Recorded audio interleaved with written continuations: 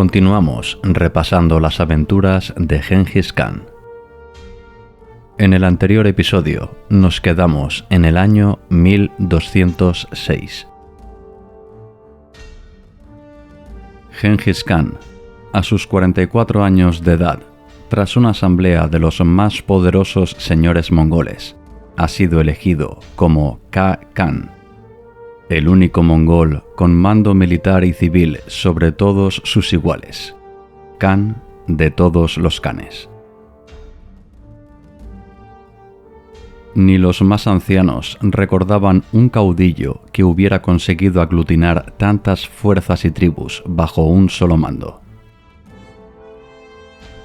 100.000 fieles y experimentados guerreros se encuentran dispuestos a lanzarse a la conquista del mundo.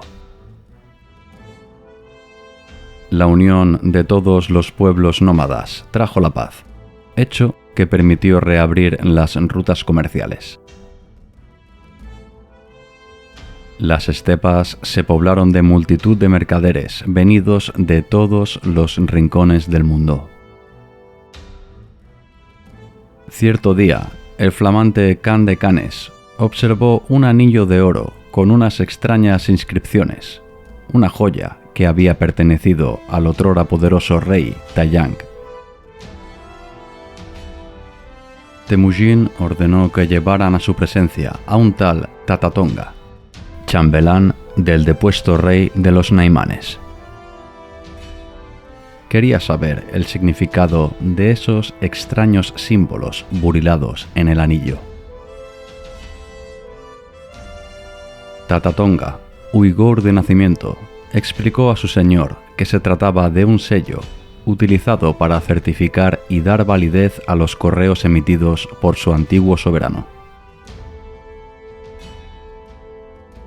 Gengis Khan ordenó a Tatatonga que escribiera en el idioma de los mongoles lo que en ese sello se exponía, pero la respuesta del antiguo escriba fue sincera, a la vez que desoladora.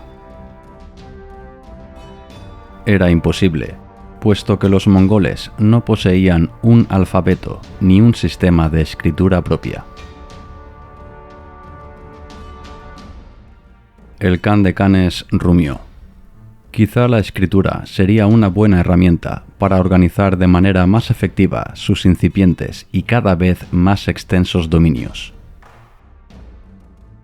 Todo podría quedar registrado, y sería mucho más fácil emitir órdenes hacia cualquier punto de sus territorios. Sí, estaba decidido.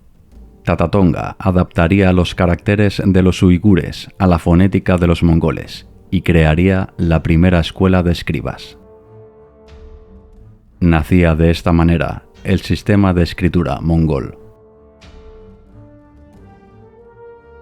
Gengis Khan, quizá sin ser consciente de ello, estaba dando el fundamental paso de convertir un pueblo nómada en un estado.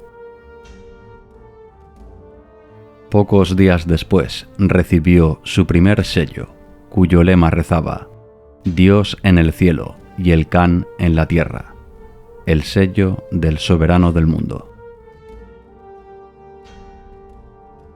Su inmenso ejército de más de 100.000 hombres se dividía de la siguiente manera. 1.000 soldados conformaban un gurán y 10 guranes constituían un tumán, batallones comandados por sus más fieles guerreros que lo habían acompañado desde su juventud. Por encima de ellos estaban los Kerchitkos, la guardia personal de Gengis Khan, 10.000 hombres de élite que solo obedecían las órdenes de su señor. Los jefes de los clanes también promulgaron el primer código de leyes nunca antes escrito: la Yasa, un compendio de costumbres ancestrales recogidas en un escueto pero a la vez preciso código. El robo grave, asesinato, traición, falso testimonio y adulterio eran castigados con la pena capital, que dictaminaría un juzgado compuesto por los más sabios de la tribu, encabezados por Yutuyu, hermano adoptivo del Khan de Khanes. La confesión por tortura no se consideraba como prueba determinante. Tampoco estaba permitido emborracharse más de 3 veces al mes. Los religiosos quedaron exentos de tributo. Es por este motivo que una miríada de hombres de fe buscaron fortuna en las estepas mongolas. Desde lamas tibetanos hasta hombres que profesaban las creencias cristiana o musulmana. Todos eran bienvenidos mientras cumplieran una única premisa: la creencia en un solo Dios creador del universo y dotado de un poder infinito. Gengis Khan también fue consciente de la importancia en la inmediatez de las comunicaciones. Los mejores jinetes y los más veloces caballos fueron distribuidos por todo el ancho de la estepa con la única tarea de ejercer como mensajeros. Estas fueron las bases del simple pero muy eficiente primer estado mongol. Una serie de medidas que años después permitieron a Gengis Khan administrar uno de los mayores imperios en la historia de la humanidad. Jochi, primogénito del Khan, recibió el encargo de explorar los confines más al oeste del lago Baikal. Al frente de 10.000 hombres, consiguió derrotar a los turcos, los tubas y los kirguises, sin ni tan siquiera presentar batalla. Tal era la fama que acompañaba a los soldados del gran Gengis Khan. El Khan de Khanes, a modo de reconocimiento por la excelente campaña militar ejecutada por su heredero, permitió que administrase todas aquellas extensas tierras conquistadas. Mientras tanto, los uigures, los habitantes de la actual China occidental, decidieron someterse a vasallaje al gran Khan. Barjuk, rey de los uigures, se encontraba en guerra contra los karakitanes, los antiguos gobernantes del Imperio chino bajo la dinastía Liao. Miles de caravanas llenas de ricos presentes y tributos partieron desde el reino de los uigures hacia los dominios de Gengis Khan, poseedor ya de una fortuna considerable que le permitía soñar con emular las gestas de sus antepasados e invadir China.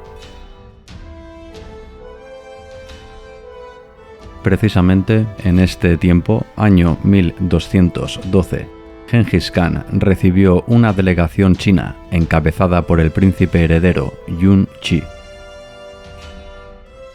El Khan de Khanes, muy a su pesar, reafirmó su vasallaje hacia el ahora reino de los Qin. El príncipe Yun Chi quedó totalmente disgustado por los malos modos y falta de etiqueta de aquel petulante bárbaro. Los tangutos de Xixia era el único estado que interfería entre los dominios del Khan de Khanes y el Imperio chino. El propio Gengis Khan se puso al mando de una turma de 10.000 hombres y avanzó firme hacia el corazón del reino de Xixia, hasta que se encontró con la ciudad de Wolojai, fuertemente amurallada. Esta fue la primera vez que el Khan de Khanes contempló con sus propios ojos aquellas extrañas moles de piedra y arcilla. Miles de yurtas de piedra defendidas por unas murallas tan altas como 6 hombres. Sus consejeros eran sabedores de las técnicas, tácticas y estrategias que utilizaban otros pueblos con el fin de conquistar ciudades. La única manera posible era un asedio prolongado que obligara a rendir el enclave por falta de suministros. Gengis Khan dudaba. Esta era una forma muy deshonrosa de ganar una batalla. Intentó tomar la ciudad al asalto, pero perdió centenares de hombres. Tampoco disponía de máquinas de guerra. El invierno llegaba y Gengis Khan se encontraba en una situación crítica. No disponía de suficiente alimento para abastecer a sus 10.000 hombres. No podía permitir que su primera gran campaña de invasión contra un pueblo extranjero sedentario se tradujera en un rotundo fracaso. El Khan de Khanes meditó y encontró una posible solución. Envió un embajador para que parlamentara con el jefe de la ciudad. A cambio del pago de un modesto tributo, levantaría el sitio. 1.000 gatos y 10.000 golondrinas. Esta fue la inusual y extraña petición del Khan de Khanes para dejar en paz a la asediada Wolojai. El gobernador gustosamente aceptó, y en poco menos de un día dispuso tal cantidad de animales encerrados en jaulas a las puertas de la muralla. Gengis Khan ordenó atar borlones de algodón y paja seca, rociados con licor de arroz y grasa, a las colas de los gatos y las golondrinas. Temujin era conocedor que estos animales, cuando se sienten atacados, siempre vuelven a su guarida. Tan solo bastó con prenderles fuego para que regresaran a la ciudad y provocaran un monumental incendio. Los soldados apostados en las almenas no pudieron atender a la vez el colosal fuego declarado intramuros y los ataques de los mongoles. De esta singular manera, Gengis Khan consiguió rendir su primera ciudad. Tras este éxito, aún y el fervor combativo de sus guerreros, Gengis Khan decidió volver a sus dominios. El truco utilizado para conquistar Wolojai ya no serviría más veces. Ahora debía volver a su ordu y estudiar las diferentes técnicas más efectivas para conquistar ciudades. Poco después de la espectacular toma de Wolojai, Gengis Khan envió unos emisarios al orgulloso Li Anchuan, rey de los tangutos, a fin que se sometiera a vasallaje. El altivo soberano, desde luego, no estaba dispuesto a rebajarse de tal manera. Un monarca de rancia estirpe como la suya, de ninguna de las formas podía ser el vasallo de un bárbaro. Pero finalmente sus consejeros y generales le convencieron que esta era la mejor solución, vista la capacidad de destrucción de las hordas mongolas. Mongoles y tangutos sellaron un acuerdo de paz. China estaba al alcance de la mano. Ya ningún pueblo hostil se interponía en el anhelado sueño del Khan de Khanes.